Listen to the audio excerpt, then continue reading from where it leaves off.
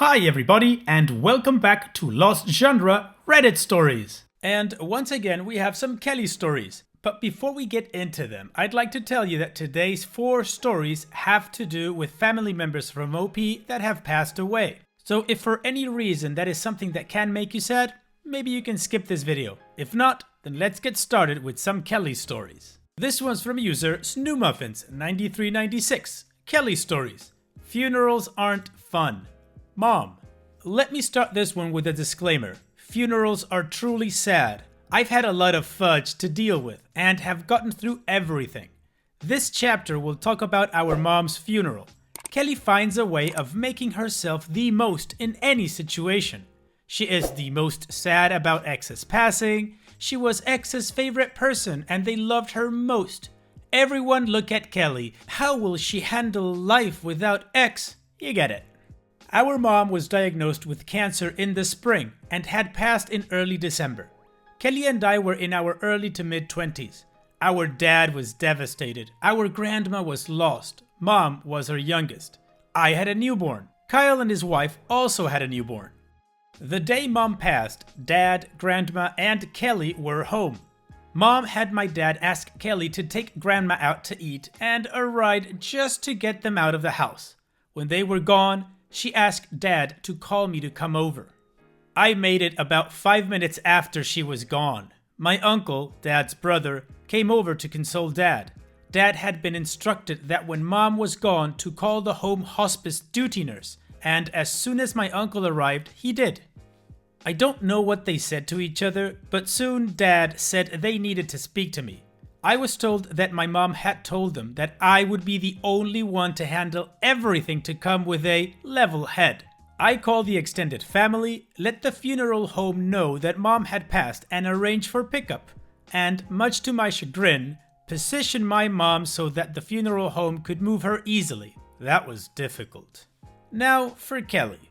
When she gets back home, she was told why she needed to leave the house. Mom didn't want an audience for her death.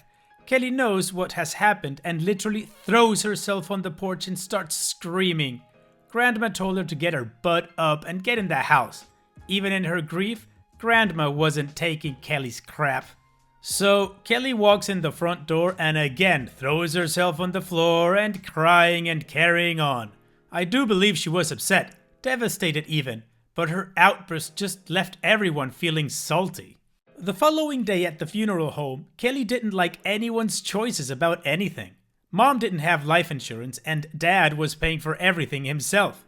Kelli didn't like the casket, even after it was draped in a beautiful floral arrangement that would have made a cardboard box lovely. She didn't like the remembrance handouts, the flowers, the music. Dance music was never going to be an option, Kelli. The day of the funeral, there was a short visitation before the service. Closed casket at Mom's request, with pictures of Mom everywhere. Kelli complained that she should have more pictures than anyone because she was the favorite after all. No one paid any attention. During the visitation, every time someone approached me or my brother to offer their condolences, Kelli would burst out of nowhere and intercept them and cry on their shoulder, even if she didn't know who they were, like our bosses. During the service, she wailed and carried on the loudest. Best Mourner Ever award. The aftermath. Kelli wrote not one single thank you note. When she found out that family and friends had left donations, she wanted her share. OP, you know what? It just keeps sounding horrible that you had to deal with Kelli even in these kind of situations that are just sad. I mean, honestly, her share of donations? Who does that? Who asks for that? Kelli does. What an idiot. Anyways, let's move on to the next story, and if you already feel like wanting to punch Kelli, save it till the end. And of course, this is from Snoomuffins9396. Kelli stories. Funerals aren't fun. Brother. Our brother Kyle died almost 5 years after Mom in a car accident. He left behind a wife who he adored and 3 small children and a 16-year-old son, Henry, from a previous alliance. Kyle had full custody of Henry, and Henry's birth mother had almost no contact with him until he was 20. Kyle and his family moved to be near Dad in Kentucky about 6 months before he died. Dad calls me the morning of the accident and asks me to once again start calling everyone to let them know about Kyle. This time, however, I only had to call to give the bad news. I was not involved at all in the arrangements. I call all the relatives, but leave our sister Kelli for my last call. I call Kelly's work and ask her to call me when she gets home. She starts making herself hyperventilate and breathlessly cries, "Why? What's wrong?" I ask where she is in the restaurant, Pizza Hut. She tells me she's out front, so I tell her to place me on hold and pick up in the office. Now she's making herself frantic. "No, just tell me what's wrong." She has no idea if anything is even wrong. For all she knew, I was calling to tell her I had won the lottery. So I tell her. Remember, she is in a Pizza Hut at lunchtime. She screams, "Oh my god, no!" I believe she either drops the phone or throws it, but a few seconds later, someone is on the line, patron, asking me what just happened. I pretend that I'm a police officer and very formally tell the patron that her brother has died. I ask if she needs medical assistance. He says, "No, I don't think so. I mean, she's on the floor and people are trying to help her." And I thank him and hang up.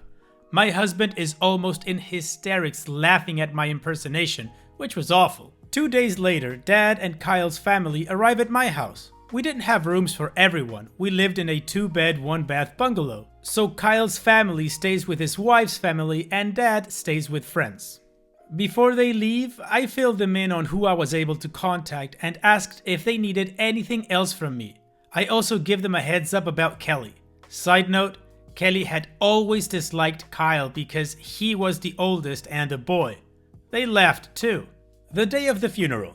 Lots of people. Kyle had tons of friends and they all came. I believe he had 8 pallbearers.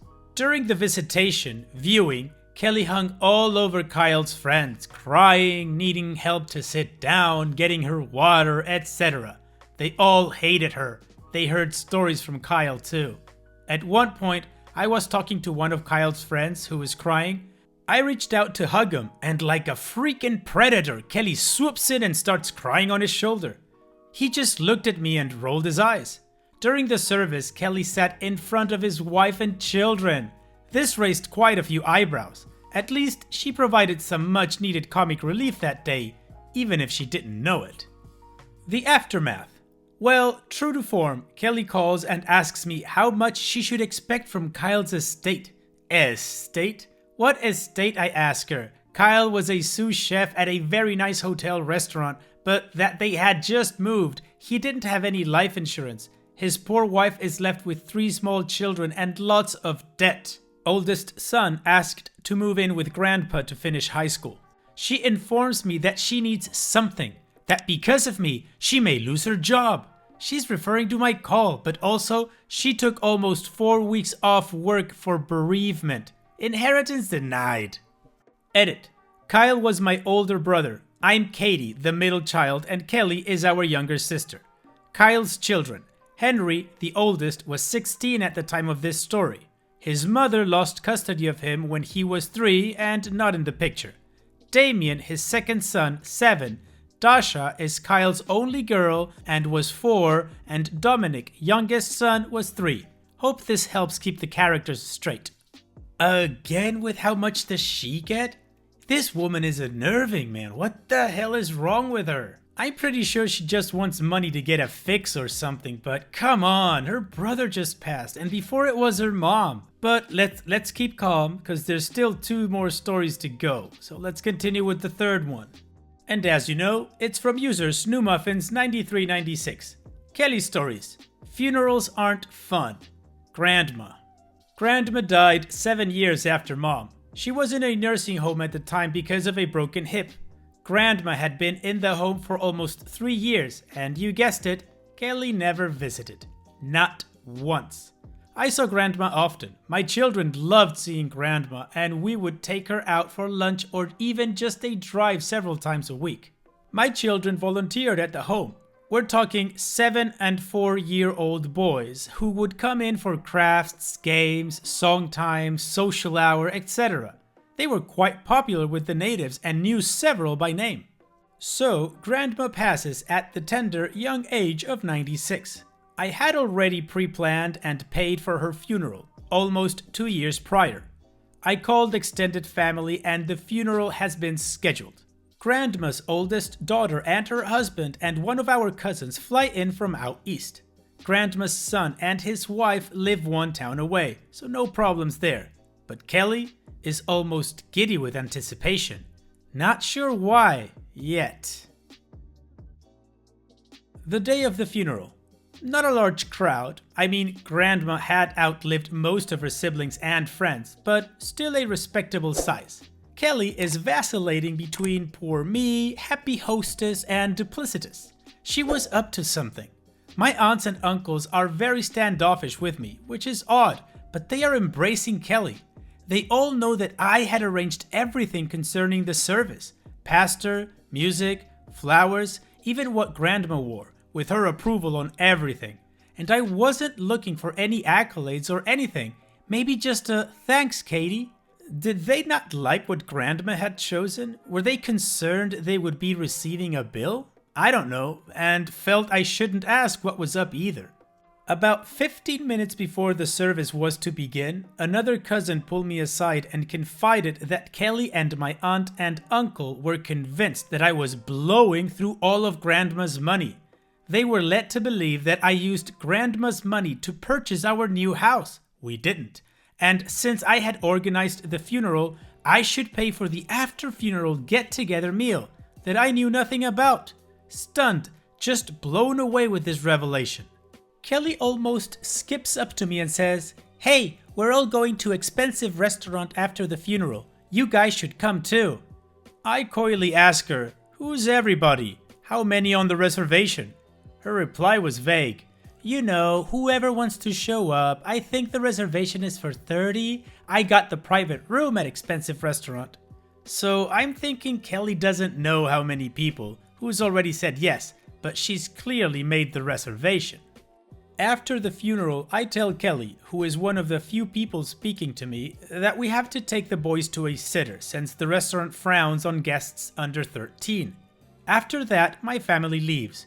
We don't go home. Instead, we take the boys to one of our favorite restaurants. We have a great meal and tell a lot of "do you remember when Grandma did" stories. Then we return to the grave and have our private goodbyes. The aftermath. Well, apparently Kelli told all the relatives that I had set up the get-together at expensive restaurant. Same cool cousin. And when I didn't show up, accusations were made that I had done this maliciously. The cool cousin called the hostess over and asked in front of everyone, 20 plus people, when was the reservation made and by whom. She checked and returned to inform them that the reservation was made that day by Kelli. Now, this is a pricey restaurant, and they had not even ordered. Out of respect, they were apparently waiting for me. So many just thanked the hostess and left. Aunt and uncle and their families, cool cousins and Kelli were the only remaining guests. When the check arrived, the waitress placed it in front of Kelli. Cool cousins told me that uncle had set that up to teach her a lesson. Kelli looked like she might throw up or pass out. In the end, everyone paid for their respective meal, and Kelli had to borrow to cover her own. Post-mortem? Kelli contacted me a few weeks later, wondering when Grandma's will was going to be read and how much money she should be expecting. She didn't like the answer. Opie's edit. I have been asked what Kelli received. When Grandma went into the nursing home, we all knew it was a one-way trip. So Grandma had me divvy up all her things that she couldn't take with her. Kelli got photos and some other stuff. A few years later, I was contacted by an insurance company that held a long-forgotten policy. Policy stated that whoever paid for the funeral received this policy in its entirety. Should have been me? But they had already contacted uncle and aunt. So, as to not rock the boat again, it was split between all their heirs. Kelli received about $2,500, which as soon as she skipped out of rehab. Wow, people and their greed, man. Once again, greedy family members just wanting the money. OP should have gotten all of that. You were the only one that took care of your grandma. I mean, from your stories, you really loved her. You took her out for rides, you loved having dinner with her, your kids loved her. That policy should have been yours. Kelli should have gotten a bag of dust. At least that's what I would have left her. But anyways, let's move on now to the last story. And as you already know, this one is from Snowmuffins 9396. Kelli stories. Funerals aren't fun. Dad. Dad died after a long battle with cancer and almost 11 years after Mom. He lived in a different state from me, with his mom, and Kyle's oldest son still lived with him. By this time, my husband joked that I should become a funeral director, having managed so many. I called the funeral home and arranged for them to have my dad picked up and transferred back home. Now, time to start calling friends and family, and... Kelli. Kelli was typical Kelli at this point. She was at her home, but I later found out that she drove to work and put on a huge production of "I'm an orphan now," complete with a tearful soliloquy and her ever-popular crying on the floor. I wish she would learn some new material. I'm tired of reruns. Henry, Kyle's oldest son, and Grandma drive up from Kentucky the next day to my house. We had moved into a much larger home and were able to accommodate them both. For the next 2 days, everyone, sans Kelli, is quite busy making arrangements. But Kelli was always in the periphery. She was very fond of Henry and manipulated him into telling her where we would go to eat each night. The third time she just showed up at the restaurant, Henry made an innocuous comment about Kelli getting his message. She had made him believe that I was trying to exclude her from everything. You know, victim again. I later explained to Henry that I wasn't leaving Kelli out, but that she always makes a spectacle of herself and never contributes and always orders more food than anyone. Plus, she deliberately runs up bar tabs that she knowingly can't afford, only to stick me with the check. But the next day was the funeral, so my time with Kelli was waning? The funeral. My dad still had many friends in our hometown, and the turnout was touching.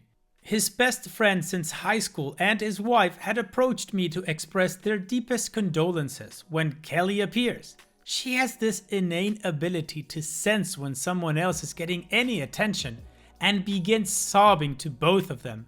Between her sobs, Kelli says, "What will I do now?" and "I can't believe he's gone." To the cherry on top, "I don't have a home anymore." Well, the couple sit down to calm Kelli down, and I continue making my way around the room and check on Grandma. As I get into earshot of Kelli, I overhear her ask Dad's friend, "I'm going to be homeless now. Can I come stay with you?" I was dumbfounded. Kelli was 34 years old.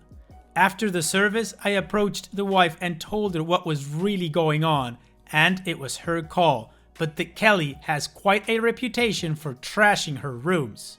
She thanked me and said she had spoken with my dad before his passing and knew all about Kelli. The aftermath. If you guessed that Kelli contacted me for her inheritance, then you are right. This time though, there was more to it. I had to go to Kentucky and have an estate sale, then sell his house before the estate could be settled. At the reading, Kelli was present, and as per Dad's request, everything was split 50-50 between me and my nephew Henry. Kelli almost lost her mind. She tried to pressure Henry into giving his entire share to her, but when a 20-year-old receives that much money at one time, he told her not a chance. She wanted to contest the will and approached the lawyer to seek his advice. He told her that Dad had explained that Kelli took advantage of everyone and that if he gave her 1 cent, she would get drunk or high or both, and he wasn't going to enable her anymore. Thanks, Dad. You kept your promise that I was never again going to have to help Kelli out. Oh man, Kelli graduated from being an idiot to being a B and with a master's on being a C, and you know which words I mean. I'm sure you do. But I have to say, OP, that last part about the estate and how it was divided was a masterstroke from your dad. Although I do have to say that as a parent, it must be heartbreaking knowing that one of your kids is a Kelli. And in this case, it's the Kelli. No offense to any other Kellys, please. But honestly, your dad did the right thing there. He wasn't going to enable her anymore. Man, what I would give to see a picture of her face at that moment when she found out she wasn't getting crap must have been amazing, OP. Anyways, what do you guys think about Kelli now? I mean, if you thought she was an idiot before, what do you think today? Let me know in the comment section. And so, we've reached the end of the video. I truly hope you liked it. If you did, leave a like. And don't forget to subscribe to reach our goal of 100,000 subscribers. Also, if you feel like chatting with others from this community, you can always join my Discord server and check out my subreddit. I'll leave the links in the description. And I'll see you guys in the next video.